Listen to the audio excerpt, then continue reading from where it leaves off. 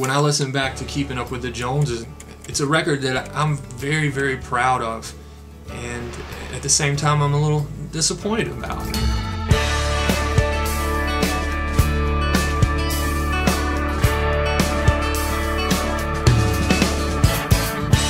Back then I was really trying to take my writing to a new level and use a lot more figurative language, a lot more metaphor and imagery.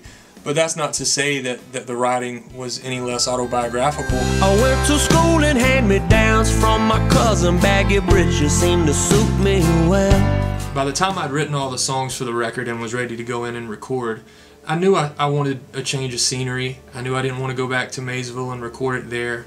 And I decided to record in Atlanta with a friend of mine named Rusty Cobb, who came from more of a rock and roll background.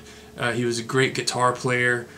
He had this big room in a studio that was great for getting these big rock drum sounds. You know, and during a lot of that time, we were playing in rock clubs because we were a three-piece band and people didn't really know what to do with us. You know, so it was largely kind of a rock show. I played more electric guitar than I do now. You know, I really wanted to take the progress that we had made on stage and the progress that I'd made musically and pour it into the record.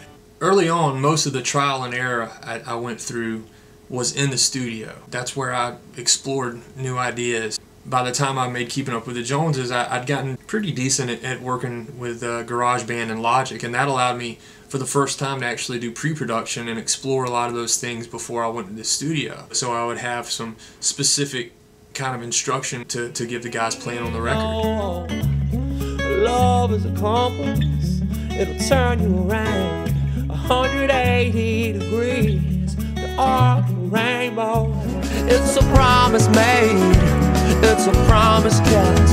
Let's walk 2 by 2, the arc of a rainbow. Arc of a Rainbow is a song that I'm especially proud of. It doesn't tell a literal story.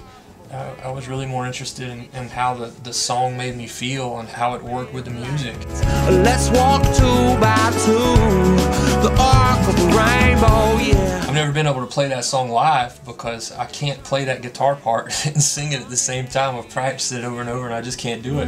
Look at the sky on fire.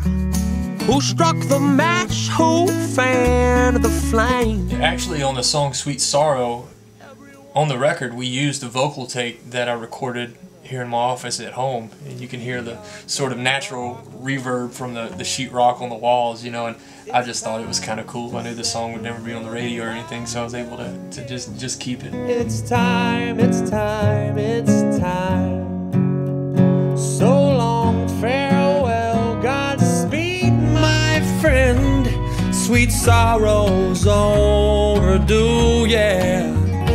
You know it's time for a goodbye too. I went through a stack of some of my favorite CDs, and I noticed on a lot of them, the artwork that I thought was most cool was designed by the artist.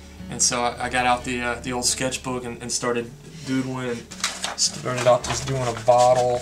Didn't know how I'd be able to use it. This is the self-portrait that I had envisioned going on the bottle. Some kind of a wine bottle or a liquor bottle with my face at the top, and I wanted to get it where my head was up here, so as you're cracking that open, you know, the contents of my head pour into it, which is what the record was, you know. It's an $8 bottle of wine. It's the first time that I made a record that I didn't listen back to years later and wince and wonder, should I have done this or should I have done that? And it sounds the way that I hoped it was going to sound when I began the process of making the record. You know, on the other hand, it was a disappointment. I remember reading the reviews on iTunes the week after I released it.